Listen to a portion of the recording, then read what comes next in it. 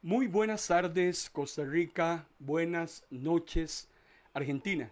Bienvenidos una vez más, amados hermanos y hermanas, a una transmisión en vivo y en directo de su ministerio, Ministros de la Palabra. Les saluda su hermano en Cristo, Marco Peña.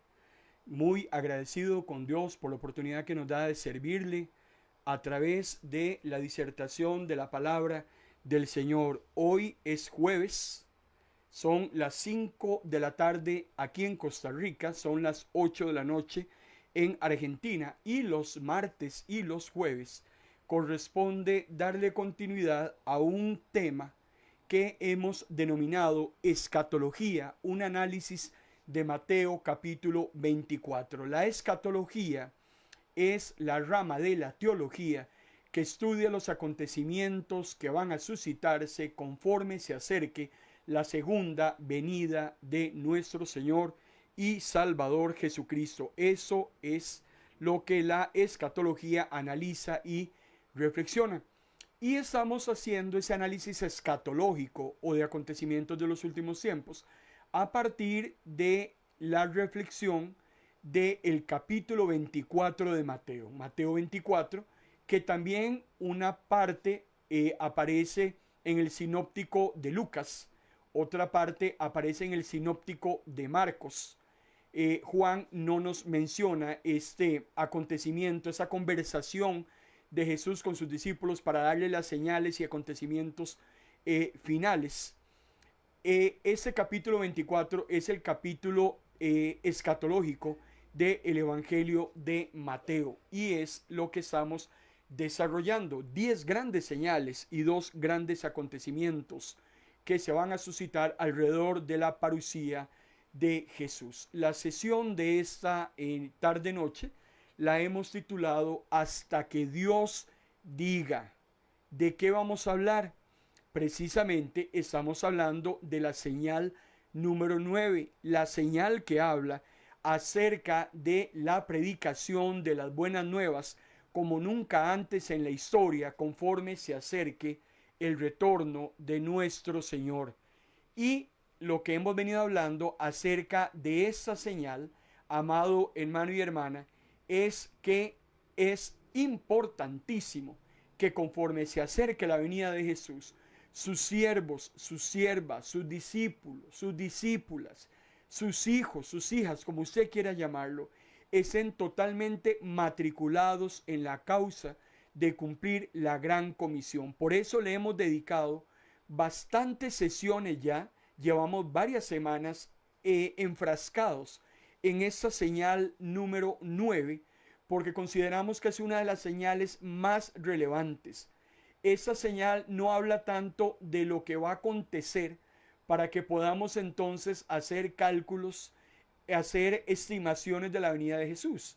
Esta señal más bien tiene una relevancia porque Dios espera que conforme su Hijo se vaya acercando hacia el retorno a esta tierra, los siervos y siervas de este planeta estén haciendo la tarea comisionada por Jesús y que la dejó antes de partir al cielo. Dice Mateo capítulo 24, versículo 37, 38 y 44.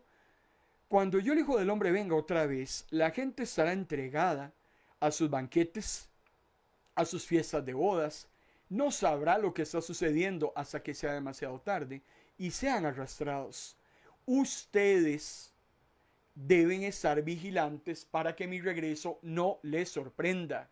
Y dentro de las cosas que tenemos que estar haciendo como hijos e hijas de Dios es cumpliendo la gran comisión, y de una vez estamos entonces cumpliendo esa novena señal que Jesús le deja a sus discípulos. Recordemos que la novena señal está relacionada con la predicación del Evangelio.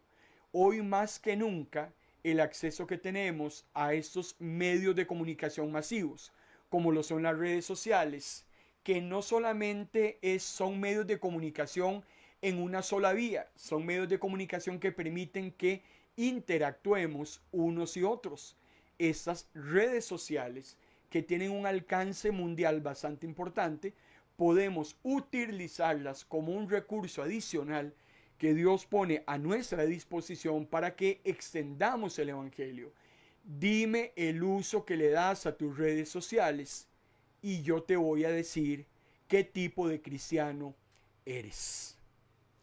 Mateo capítulo 24, versículo 14, estamos ubicados en este texto, estamos estacionados o estancados en este texto porque es mucho lo que hemos venido hablando acerca de esta novena señal, acerca de la predicación de las buenas nuevas.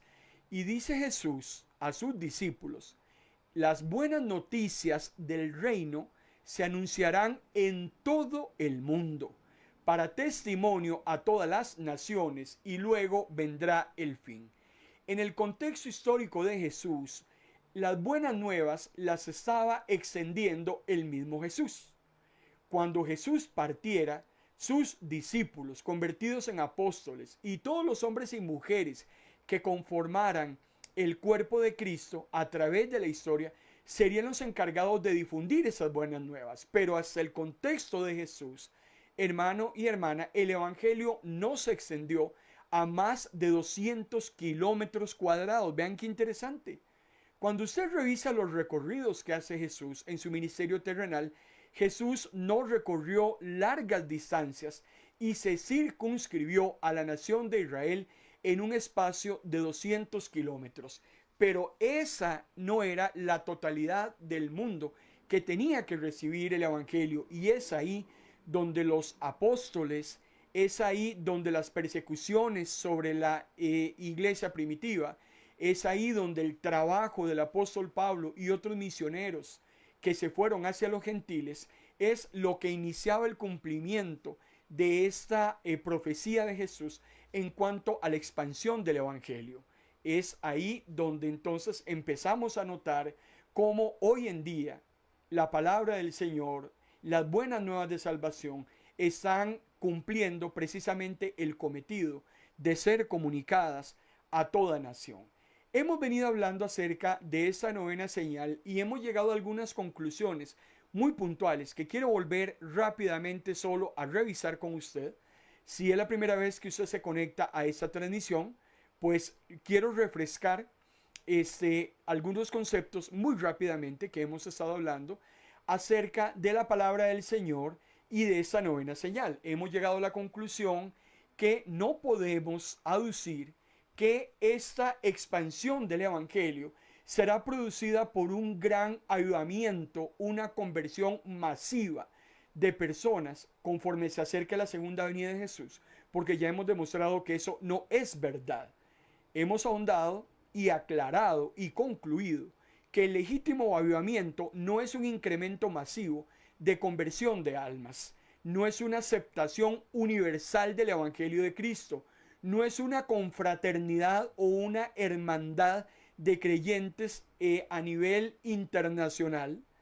El verdadero avivamiento, amado hermano y hermana, es la fidelidad que usted y yo tengamos en predicar el evangelio. De eso me está hablando Jesús en la señal número 9. La expansión del evangelio no se va a dar y no va a generar resultados de grandes conversiones de almas, simplemente porque Jesús se está acercando por segunda vez. Lo que sí se va a gestar como novena señal es esa fidelidad de hombres y mujeres que se van a levantar con el fin de traer la última bocanada de aire a este mundo que se está ahogando. Esos hombres y mujeres que traerán esas últimas oportunidades a una humanidad que hasta el momento no ha querido escuchar. Por eso, las buenas nuevas, esa señal, es la total responsabilidad que usted y yo, como hijos e hijas de Dios, tenemos en cumplir la gran comisión. Es poner atención a esa advertencia que Dios hace de no claudicar en lo cometido, en lo comisionado, en la tarea asignada. No hay permiso de que claudiquemos, no hay vacaciones, no hay jubileo, no hay descanso. Satanás no descansa. Usted y yo no podemos descansar. Y mucho menos claudicar por desánimos, por temores o por cualquier otra excusa que nosotros querramos ponerle al Señor. El verdadero hijo e hija de Dios muere con las botas puestas, porque tampoco existe la jubilación. Recordemos que el éxito de la conversión de almas no depende de Dios, que es el facilitador de la posibilidad de salir de la condenación. No depende del mensaje mismo del Evangelio. No depende de los mensajeros que llevamos la palabra. El éxito de la conversión depende del receptor del mensaje. Si él quiere recibirlo, perfecto. Si la persona no quiere recibirlo, Dios no va a dejar de ser Dios y nosotros no vamos a dejar de hacer la tarea que tenemos que hacer. Por eso hemos dicho también que el enfoque de la misión es que usted y yo demos testimonio. Decíamos que testimonio es una palabra griega, la cual es originada por la palabra manturión. El testimonio es dar una declaración de hechos, y esa declaración de los hechos lo damos a través de la predicación del Evangelio. Y el Evangelio o traerá salvación o traerá maldición, porque el Evangelio tiene dos caras, es una moneda de dos caras. Yo tengo que predicar las dos caras de la moneda. Por un lado, traerá salvación a aquel que reciba el Evangelio, como también traerá maldición a aquel hermano y hermana que continúe rechazando el Evangelio hasta el día de su muerte. Dicho de otro modo, dependiendo de cómo el Evangelio sea recibido, así pues recaerá en vida eterna o en perdición eterna.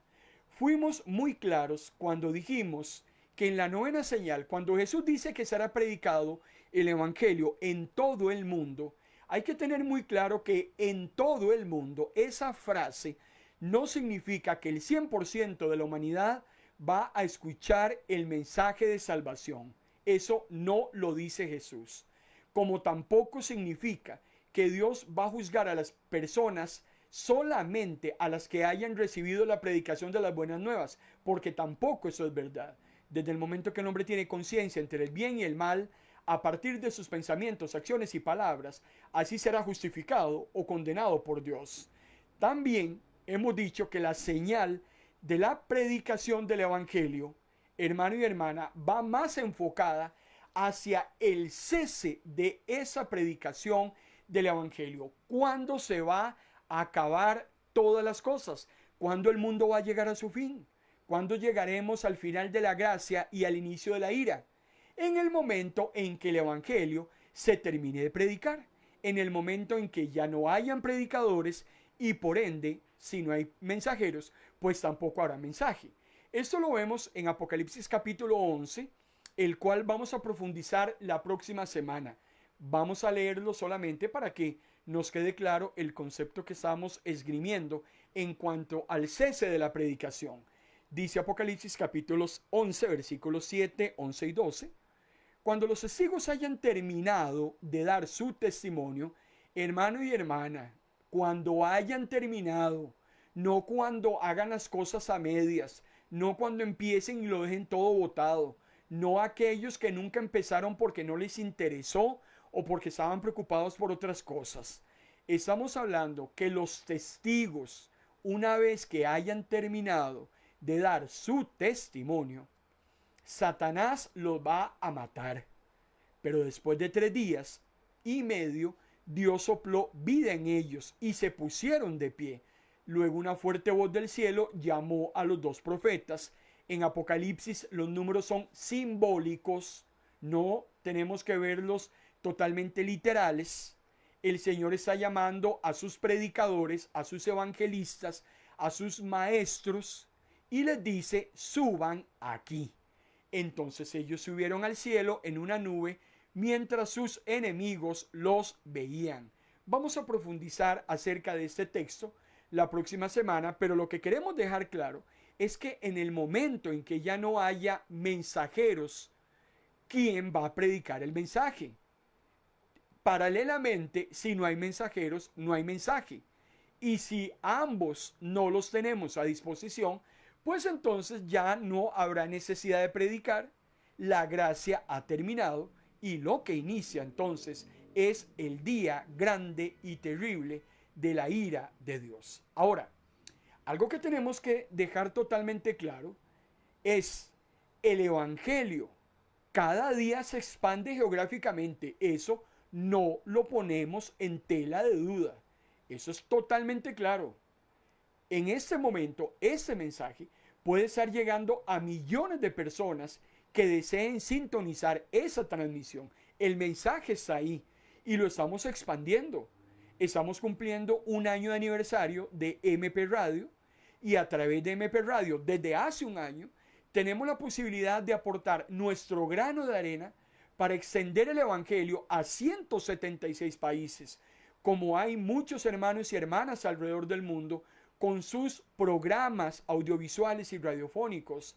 Hay iglesias alrededor del mundo, hay personas evangelizando en campos blancos o vírgenes para que geográficamente entre todos colaboremos para que el Evangelio se extienda. Claro que eso está sucediendo. El Evangelio es una fuerza imparable. Por supuesto que sí. Recordemos, decía el apóstol Pablo en Romanos capítulo 5, versículo 20, si el pecado sobreabunda, tiene que sobreabundar más la gracia de Dios. Uno de los eslogan que caracteriza a ministros de la palabra precisamente versa: si la mentira abunda, como usted sabe que abunda allá afuera, en ministros de la palabra misma tiene que sobreabundar. Si abunda la mentira, sobreabunda la palabra, porque no hay pecado, amado hermano y hermana, a excepción de la blasfemia contra el Espíritu Santo, que no sea perdonado. Y mientras haya gracia, amado hermano y hermana, mayor es la posibilidad de salvarse que de perderse. El tema es una decisión de cada ser humano. Pero mientras hayan predicadores, mientras hayan pastores, mientras hayan evangelistas, mientras hayan misioneros, hermano y hermana, la mesa está totalmente servida. La gracia está en su máximo apogeo. Pero va a llegar un momento en que esto se va a acabar. Y el problema es que cuando esto suceda, ahí sí, como decía mi abuela, sálvese quien pueda. Ya no habrá oportunidad, ya se cerró la puerta del arca, empezó la lluvia, la gente estaba en otra cosa, la gente empezó a ver cómo las aguas empezaban a subir, salieron corriendo hacia el arca para que Noé les abriera, y qué pena, porque no había sido Noé el que había cerrado el arca. Dios cierra el arca. Los que están dentro del arca se salvan, porque afuera es el lloro y el crujir de dientes. Y esto lo decía Jesús. Estamos totalmente claros que ni la persecución, ni los falsos profetas, ni todo aquel daño que quiera infligir el enemigo, ni la misma degradación de la sociedad que tenemos en este momento, han evitado que el Evangelio se difunda a través de la historia. Nada podrá impedir, amado hermano y hermana, que el Evangelio se extienda. Por eso, una de las cosas que Satanás no puede hacer es traspasar la sangre de Cristo. Satanás no puede evitar que un pecador y una pecadora, en un momento lúcido de su existencia, en un encuentro con el Espíritu Santo que esté convenciéndolos de pecado, que ellos puedan voluntariamente reconocer su condición, se quebranten, vuelvan los ojos al único que puede redimirlos y ser justificados y llamados a partir de ese momento hijos e hijas de Dios. Eso Satanás no lo puede evitar.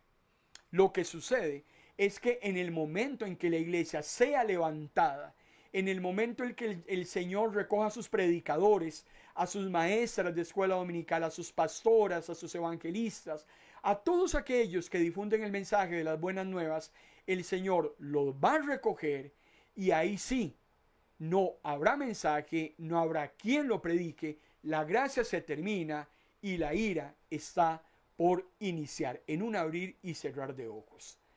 Algo muy importante que tenemos que hablar acerca de la predicación del mensaje de las buenas nuevas, tomando como base esta señal número 9 de Mateo capítulo 24, es que La única manera de que podamos proclamar la palabra, si usted es evangelista, si usted es maestro de escuela dominical, maestra de escuela dominical, si usted es pastor o pastora, si usted es predicador, ministro de la palabra, la única manera de que proclamemos el mensaje de las buenas nuevas sucede sí, solo sí, cuando ese mensaje lo hemos recibido, los que lo predicamos, lo hemos recibido en lo más íntimo de nuestro ser.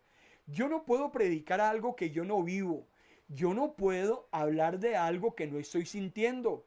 Yo no puedo hablar de experiencias que yo nunca he vivido. Y los que predican el Evangelio tienen que recibirlo en lo íntimo de su ser. Y eso es un requisito previo y necesario para que usted y yo podamos proclamar con confianza el Evangelio.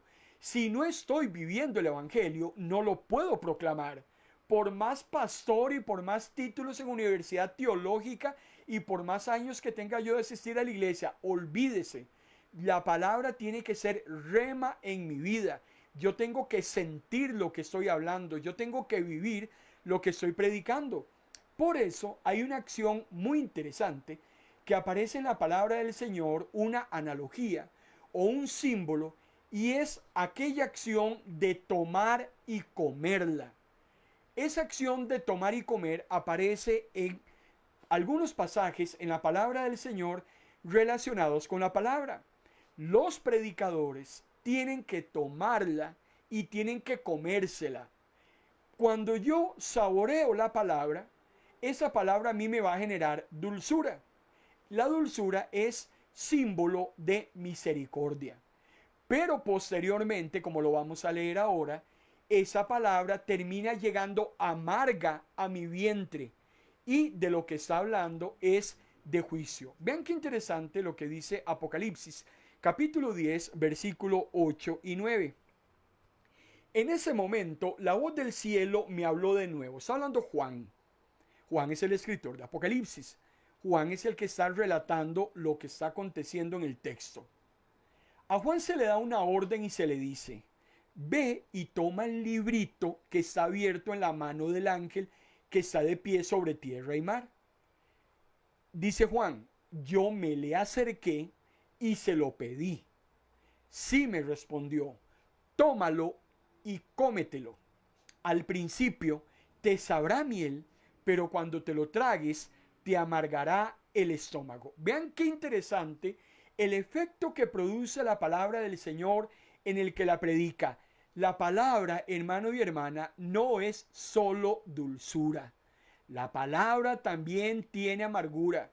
Cuando predicamos, cuando enseñamos, muchas veces sentimos la dulzura de la misericordia del Señor cuando predicamos esos mensajes tan bonitos, tan alentadores, tan esperanzadores que muchos necesitan escuchar. Pero para los que predicamos y los que enseñamos, muchas veces la misma palabra es amarga, la palabra es ajenjo. ¿Por qué? Porque tenemos también que decir las cosas que no son tan bonitas y que en el momento de que el evangelio es rechazado, con mucha amargura, tenemos que decirle a las personas el juicio venidero sobre ese consistente rechazo. Por eso no solo puede predicar del Dios sanador. Es muy peligroso si en tu iglesia solo se habla del Dios libertador, del Dios de milagros, del Dios que sana. Porque, hermano y hermana, los predicadores sentimos la dulzura de la palabra, como también sentimos la amargura de la palabra. Por eso esa figura de comerse el libro es muy familiar, porque recuerde usted que la palabra de Dios termina convirtiéndose en alimento para el alma. Jesús mismo siempre utilizó analogías, utilizó comparaciones acerca de la palabra. Cuando Satanás lo está tentando en el desierto, ¿qué dice Jesús? No solo de pan vivirá el hombre, sino de toda palabra. Palabra que viene, amado hermano y hermana, del cielo. La palabra es nuestro alimento espiritual. Es algo que usted tiene que comer para nutrirse. Si usted no lee la palabra, si usted no escudriña la palabra, No tengo idea cómo se está alimentando usted espiritualmente, porque la palabra es el pan de vida. Sin embargo, es dulce para el creyente, pero es amarga para el incrédulo por el juicio que ella conlleva. Por eso es muy importante estos dos conceptos que trae la palabra y cómo Dios, en una analogía tan hermosa, nos la trae en Apocalipsis y le dice a Juancito: cómase el libro, pero usted va a tener que degustar los dos sabores de la palabra. No puedes solamente tener dulzura si no tienes amargura, como no solamente puedes tener amargura si no tienes la dulzura.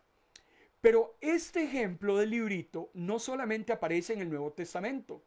Cuando vamos al libro de Ezequiel, al mismo profeta Ezequiel en el Antiguo Testamento se le ordenó que comiera un libro.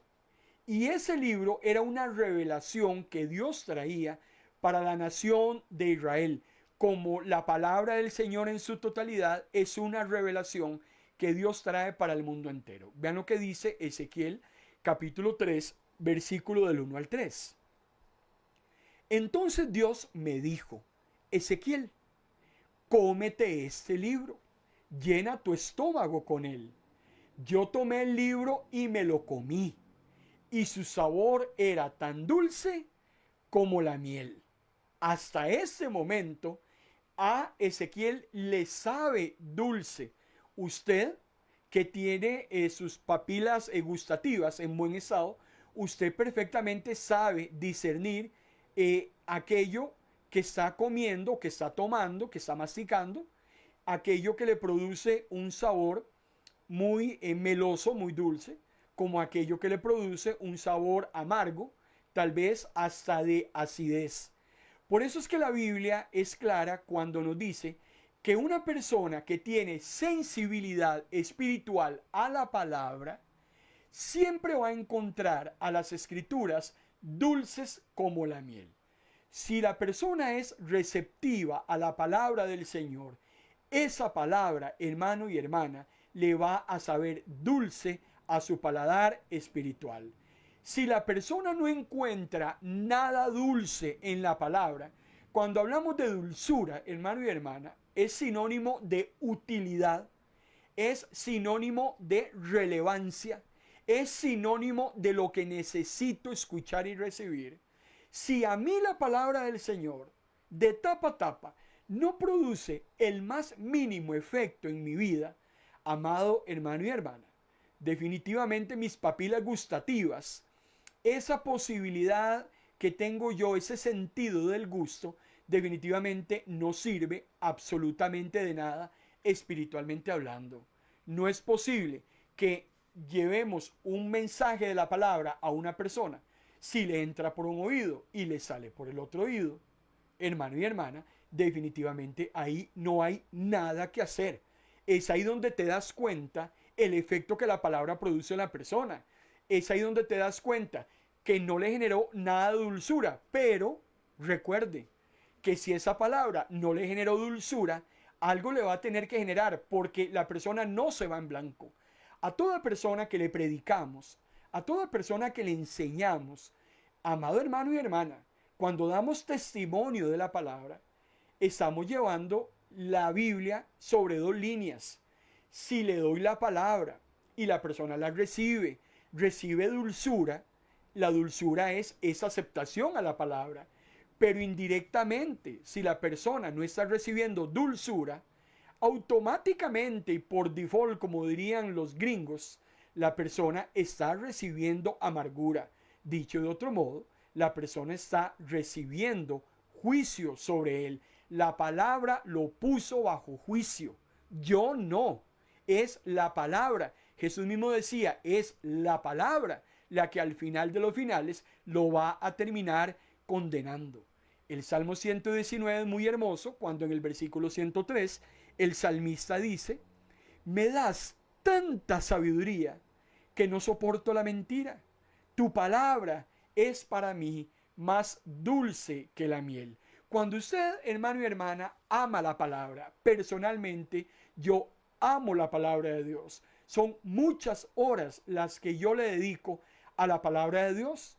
porque donde está mi tesoro, ahí está mi corazón. Cuando usted siente ese deseo, ese anhelo de ir a la palabra, tienes que tomar una decisión. No te vas donde tu mejor amiga, no te vas al horóscopo, no te vas a un terapeuta que solo te saca el dinero. Cuando te vas a la palabra del Señor y empiezas a inquirir, empiezas a reflexionar, amado hermano y hermana, el Espíritu hace algo en tu vida, algo se activa en el mundo espiritual y empiezas a amar la palabra. Y llega un momento que ya no puedes dejar de leerla. No puede pasar un día que no abras la palabra del Señor, que la revises, que la analices. La palabra de Dios es lámpara a mis pies, es lumbrera a mis caminos, pero solo produce el efecto deseado para aquellos que la escudriñan. Por eso el salmista decía, tu palabra para mí es más dulce que la miel. Yo amo tu palabra, yo necesito de tu palabra, porque es el manual que guía mis pasos día a día en ese mundo lleno de incertidumbre, en ese mundo de errores y de fracasos, en ese mundo de malas decisiones y malos consejos. La palabra, hermano y hermana, es infalible.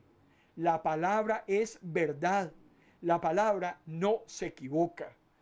Es interesante porque hace unas semanas, ahora como está de moda este tema de la inteligencia artificial, que a mí personalmente no me gusta para nada.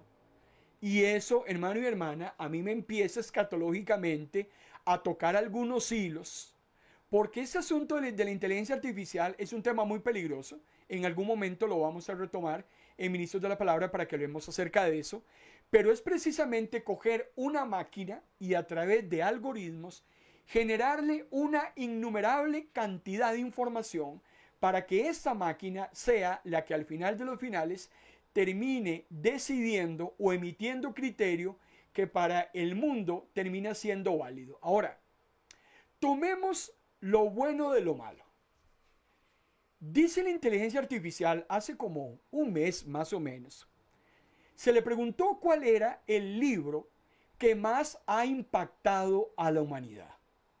Interesantemente, la inteligencia artificial dijo que la Biblia es el libro de mayor impacto en el mundo por su influencia en la cultura, por su influencia en la ley, por su influencia en el arte, por su influencia en la moral. La Biblia es el libro más antiguo, el de mayor difusión a través de las generaciones, el libro más vendido en toda la historia humana, con una distribución de más de 5.000 millones de ejemplares. Vean qué interesante. La Biblia es el libro que ha sido traducido a más idiomas como ningún otro libro en toda la existencia humana. Hasta el momento de este análisis se había traducido a 3.400 idiomas.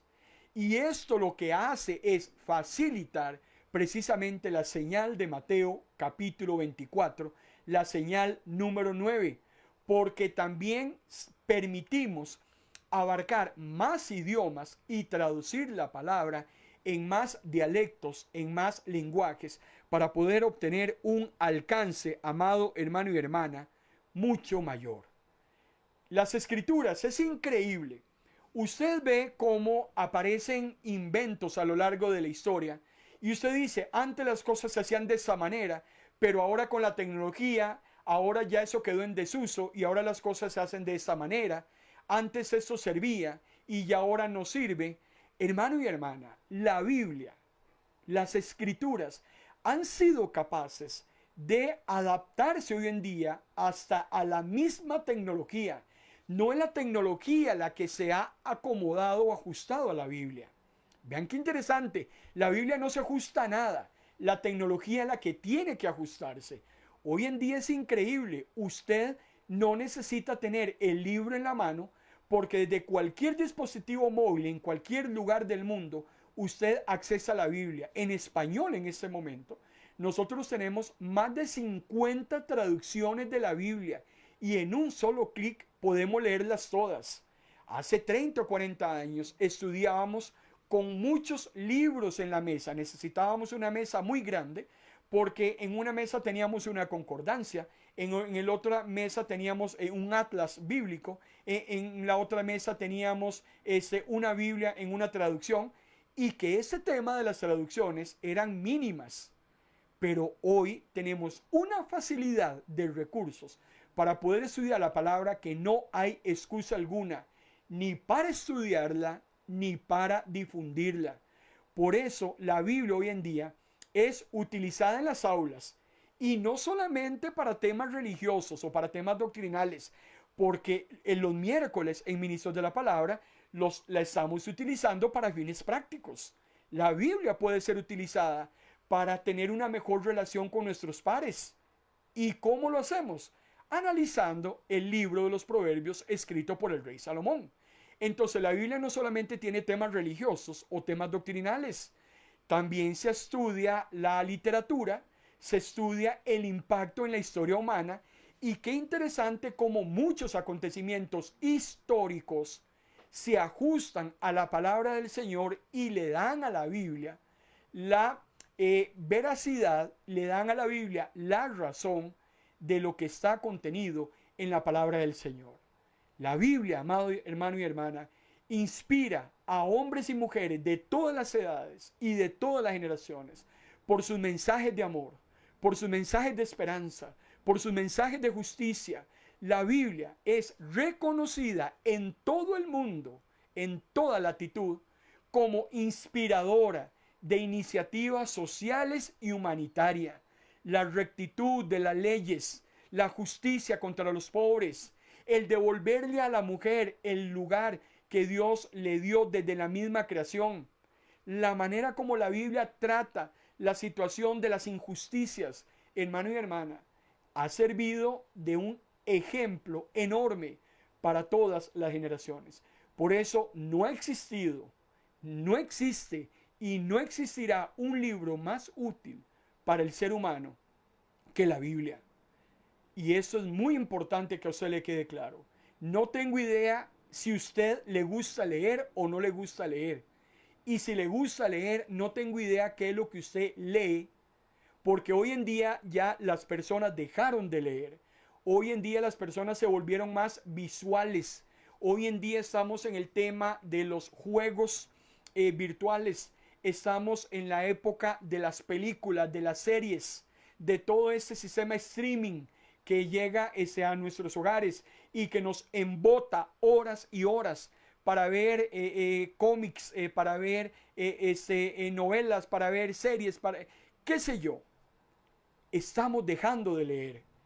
Y los hijos e hijas de Dios tenemos que volver a la Biblia. Hay que volver a la palabra. Ahora, esto que nos decía la inteligencia artificial no es nuevo. Y yo no tengo por qué creerle a una máquina. Hermano y hermana, lo que la máquina está diciendo es algo que usted y yo ya lo sabemos. Hace 2000 años el apóstol Pablo se lo dijo a Timoteo. Segunda carta capítulo 3 versículo 16. Todo lo que está escrito en la Biblia es el mensaje de Dios. Es útil para enseñar a la gente en primer lugar, para ayudarla en segundo lugar, para corregirla en tercer lugar, para mostrarle en cuarto lugar cómo debe vivir. Ahora, la pregunta del millón es, si en la Biblia está lo que yo necesito para vivir mejor, para alejar las preocupaciones, para vivir una vida recta, hermano y hermana, ¿por qué el 100% de la humanidad no acoge este manual de vida para conducir sus existencias? Usted y yo sabemos que también la Biblia acorrala, que también la Biblia mete en camisa de fuerza a las personas. Usted y yo sabemos que la Biblia desnuda la condición pecaminosa del ser humano, pero si el hombre no quiere deponer su actitud, si el hombre no quiere que se metan con lo que está haciendo o cómo está dirigiendo su vida, pues lógicamente la palabra no va a crear ningún efecto positivo y por tanto la persona inmediatamente la va a desechar, como millones de personas hoy en día la han desechado. Es muy peligroso. Hemos día a día notando que nuestros gobiernos están sacando la palabra del Señor, llamándola inútil, llamándola anticuada, llamándola útil en culturas pasadas. Hoy la palabra de Dios para muchos no sirve de nada, pero perdóneme y discúlpeme. Pero a mí la palabra me dice que el cielo y la tierra pasa, el hombre nace y muere, pero la palabra del Señor permanece para siempre. Y hasta la última tilde y la última jota en la palabra va a ser cumplida de extremo a extremo. Así es que es un tema tan importante y tan relevante para el Hijo de Dios que por eso en esta novena señal, usted y yo, amado hermano y hermana, tenemos que vivir la palabra del Señor. Si no, perdóneme, pero no predique, no evangelice, no enseñe. Si usted no se come la Biblia, si usted no la mastica, si usted no la digiere, y no estoy hablando de conocimiento, no estoy hablando de que usted se conozca toda la palabra de tapa a tapa, estoy hablando de su disposición, estoy hablando de su receptividad como siervo y sierva de Dios. Estoy hablándole a usted como la persona que discierne lo que la palabra le está diciendo para que usted pueda transmitirlo. Pero si a mí la palabra no me dice nada, ¿cómo voy yo a predicar la palabra? O sea, eso es imposible. Volviendo otra vez al relato de Apocalipsis, no tenemos constancia. Cuando a Juan se le da el librito, no tenemos idea, por lo menos por encima, de qué es lo que está escrito en el librito. A Juan se le dice, cómaselo.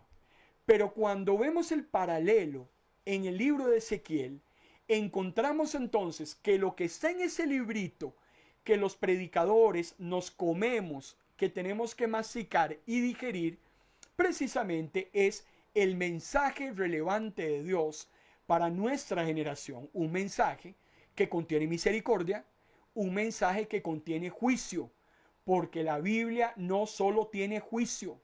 Vamos a ver más adelante que antes del juicio hay misericordia. Por eso nadie podrá excusarse cuando esté frente al juicio de que no recibió misericordia, porque la misericordia siempre antecede al castigo. El perdón siempre antecede al juicio. Y por eso es que la Biblia no solo es juicio, como tampoco solo es misericordia. Esa amargura que produce en la persona que rechaza el mensaje es precisamente el juicio que se posa sobre esa persona. Vean lo que dice el libro de Ezequiel en el capítulo 2, versículo 9 y 10. Le está hablando Dios a Ezequiel. Escucha, hombre mortal, lo que yo te diré. No seas tú también rebelde. Te está hablando, hermano y hermana, el Señor en esta noche. La rebeldía es para los de afuera. La negligencia es para el perdido. La apatía es para la vagabunda y el vagabundo. El Señor te está diciendo en esta noche, y con signos de exclamación, no seas tú también rebelde. Abre la boca y come lo que te daré. Entonces miré, dice Ezequiel, y vi una mano tendida hacia mí con un rollo escrito por ambos lados. Él lo desenrolló y entonces vi que estaba lleno de advertencias, de lamentaciones y de condenas. ¿Por qué nos cuesta, amado hermano y hermana, predicar lo que tenemos que predicar? ¿Por qué solo nos gustan las predicaciones bonitas? Ah, es que qué lindo, cuando Alicia predica, es tan lindo.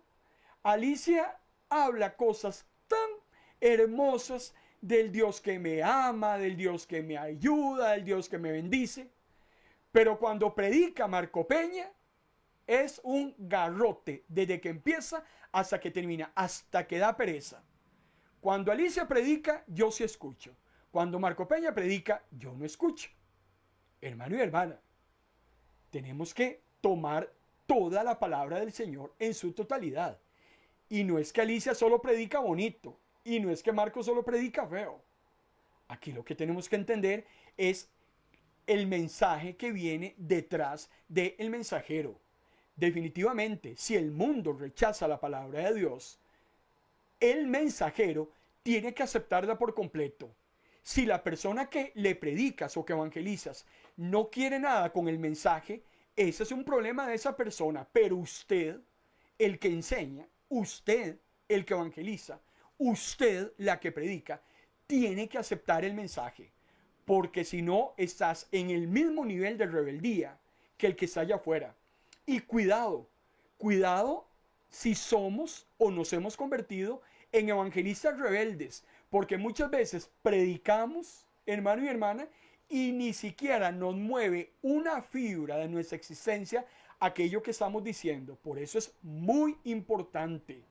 Tenemos que traer la palabra a lo más íntimo del ser. El que predica, el hombre y la mujer que se va acercando hacia el final de la historia con el mensaje de salvación para las almas perdidas, antes de que lo prediquen, tienen que sentirlo, tienen que degustarlo, tienen que sentir cómo se revuelve en medio de sus entrañas. Es la única manera de que podamos externarlo, exteriorizarlo a los demás. Es la única manera que pueda generar un efecto en las otras personas. Por eso comer es sinónimo de recibir. Por eso masticar es sinónimo de hacerla repetitiva. La palabra tiene que ser repetitiva. Hay gente que nos escribe o gente que nos dice, qué pereza con vos. Estás predicando el mismo mensaje que predicaste hace 6 meses. Y me acuerdo que hace 2 años predicaste ese mensaje. ¿No tenés otro mensaje que predicar? Hermano y hermana, si se predica el mismo mensaje, varias veces, es porque los receptores, las veces que lo hemos predicado, no lo han recibido. Entonces tendremos que seguir siendo insistentes, tendremos que seguir siendo más de frente, más dura, como le dijo Dios a Ezequiel, como ellos te están endureciendo, yo te voy a endurecer más a vos. Entonces vas a tener que hablar de lo mismo, vas a tener que insistir, vas a tener que seguir hablando, a ver en qué momento a la persona le llega ese mensaje que ya vas predicándolo, no sé, 20 o 30 veces. El mensaje, cuando lo masticamos, se vuelve repetitivo. Pero también el mensaje lo digerimos. Los alimentos se digieren para poder obtener fuerza, para poder obtener alimento. Pero ese es el primer efecto en el predicador. Ese es el primer efecto en el que evangeliza. Y es muy importante que no lo dejemos de lado. Apocalipsis capítulo 10, versículo 10 y 11, dice, lo tomé, dice Juan, me lo comí. Y me fue muy dulce en la boca, dice Juan. Pero cuando me lo tragué, me amargó el estómago. Entonces el ángel me ordenó, tienes que anunciar los planes de Dios a la gente de muchos países, de muchas razas, de muchos idiomas, de muchos reyes. ¿Qué es lo que contiene ese librito? Los planes de Dios para el mundo. Lo bueno que Dios le va a otorgar al bueno, lo malo que Dios le va a otorgar al malo. Y tenemos, hermano y hermana, que predicarlo. No si nos parece, no, es una orden. Los hijos e hijas de Dios reciben una orden. No es una sugerencia, es una comisión. Y tenemos que anunciar al mundo los planes de Dios. Planes de bendición para los que sean receptivos al mensaje. Planes de maldición para aquellos que al final de los finales decidan, amado hermano y hermana, no hacer nada al respecto con el mensaje. Cuando vamos un poco más adelante al libro de Apocalipsis, en el capítulo 14, es muy interesante porque Juan tiene una visión en Apocalipsis 14. Apocalipsis es un libro escatológico. Hay una visión de 3 ángeles. Interesantemente, cuando vas al versículo 6 del capítulo 14, el primer ángel trae el evangelio de salvación. Y el ángel número 2 y número 3, que usted lo encuentra en el capítulo 14, versículo 8 y 9, lo que trae es precisamente un mensaje de condenación. Vean qué interesante. Usted lea el capítulo 14 del versículo 6. 3 ángeles. en orden, el ángel 1 trae misericordia. El ángel 2 y 3 traen juicio. Es el mismo orden del cual usted y yo estamos hablando en esta noche y que aparece retratado en toda la palabra del Señor. ¿Por qué Dios envió a Isaías a predicar? Para advertirle de lo inminente que iba a ser, hermano y hermana, las invasiones enemigas, para que el pueblo se arrepintiera. Jeremías llevó un mensaje de misericordia antes del juicio. Ezequiel llevó un mensaje de misericordia antes del juicio. Isaías, Jeremías, Ezequiel llevó un mensaje de misericordia antes del juicio. Usted y yo llevamos al mundo entero un mensaje de misericordia antes del juicio. ¿De qué estamos hablando, hermano y hermana? De que juicio va a haber. Así como se predicó 1000 años de que iba a haber un diluvio y la gente no lo creyó, el diluvio llegó porque llegó. El próximo juicio que vendrá, que es por fuego, hermano y hermana, de que va a llegar, va a llegar.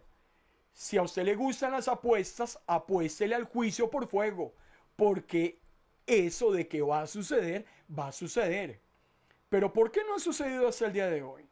Porque Dios quiere que usted y yo, hermano y hermana, vengamos ante Él, porque Él no quiere que nadie se pierda. Dios no quiere condenar a nadie. El hombre está condenado por defecto. Bueno, ¿qué dice Apocalipsis capítulo 14, versículos 6 y 7? Vi otro ángel, es el primer ángel de los tres, cruzaba los cielos con las eternas buenas nuevas, iba proclamándolas a cada nación, raza, lengua y pueblo. Ojo el alcance del evangelio. El testimonio del ángel inicia diciendo: teman a Dios, decía a gran voz, alaben su grandeza, porque el tiempo ha llegado en que se sentará a juzgar. Adórenlo porque Él creó el cielo, la tierra, el mar y las fuentes que lo nutren. ¿Qué está diciendo el ángel? El juicio está, hermano y hermana, en la puerta. Pero hasta este momento, reconozcamos a Dios. El ángel está trayendo el doble filo del evangelio, que lo hemos estado hablando desde hace días. La buena noticia para los que lo reciben. Pero, si no es así, vendrá el segundo y el tercer ángel con el juicio para aquellos que lo rechazan. Por eso Jesús decía en Juan capítulo 3, versículo 19. Jesús decía: en eso consiste la condenación, porque la luz vino al mundo y los hombres amaron más las tinieblas que la luz, porque sus obras eran malas. Eso es porque el hombre ha decidido, hermano y hermana, perderse. La condenación, ¿por qué está justificado que Dios condene al mundo? Porque el mundo, pudiendo haberse salvado, pudiendo haber optado por la misericordia de Dios, la rechaza voluntariamente. Entonces ahora Dios sí tiene, hermano y hermana, la posibilidad de condenar al mundo por el desprecio que tuvieron hacia la sangre del Hijo y hacia el Hijo mismo. Y después de esto, dice Hebreos, ya no queda absolutamente nada que hacer. El próximo martes, si Dios lo permite, tenemos que seguir, amado hermano y hermana, conversando acerca de este tema de la predicación, y vamos a hablar que indistintamente ese llamado que Jesús nos hace en esa novena señal, en algún momento genera desánimo entre usted y yo como siervos de Dios. Cuando predicamos el evangelio de las buenas nuevas, Satanás no se cruza de brazos y entra el desánimo desde muchos flancos. ¿Cómo trabajar ese desánimo para poder cumplir con valentía esa gran comisión que Dios ha puesto en nuestras manos? De eso quiero conversar con usted el próximo martes, si Dios lo permite, en esta sesión de Facebook Live. Padre, gracias por tu palabra, por los corazones que se enlazaron, Señor, al recibirla. Toda la honra y toda la gloria es para ti. En el nombre de Jesús. Amén. Si Dios lo permite, a las 7 de la noche, hoy jueves, estamos de aniversario en el programa Psicología del Alma. La doctora Gisela Araya tiene un programa muy especial de aniversario que compartir con nosotros 52 sesiones ininterrumpidas en este último año desde que MP Radio inició transmisiones. Psicología del Alma ha estado al aire, como también los Pastores Enríquez, que el martes anterior celebraron también su aniversario con su programa de Fe en Fe y de Gloria en Gloria. Hoy le toca el turno a la doctora Araya y a las 7 de la noche vamos a estar conectados en MP Radio recibiendo ese programa radiofónico de aniversario. ¿Cómo accesar MP Radio? Muy fácil. Entras a nuestra página internet en cualquier buscador, digitas ministros de la palabra.org e inmediatamente estás escuchando MP Radio y puedes optar por toda la gama de recursos que aparecen en nuestra página de internet. Damos gracias a Dios, MP Radio está cumpliendo un año de transmisiones. En este momento ya hemos llegado a 22 países de América. MP Radio se escucha en 21 países de Europa, se escucha en 10 países asiáticos y también en 2 países de África. 55 países están recibiendo esta señal 24 horas al día. Buena música, buena palabra, toda la Biblia en formato audio dramatizado. Usted puede escucharla en nuestra programación radial las 24 horas del día. De noche o de día, MP Radio es tu mejor compañía. Amado hermano y hermana, lo bendigo con toda bendición de lo alto. Gracias por su preferencia. Esperamos haberle edificado con el mensaje de esta noche. Espero que nos volvamos a encontrar el próximo martes, si Dios lo permite. Buenas noches.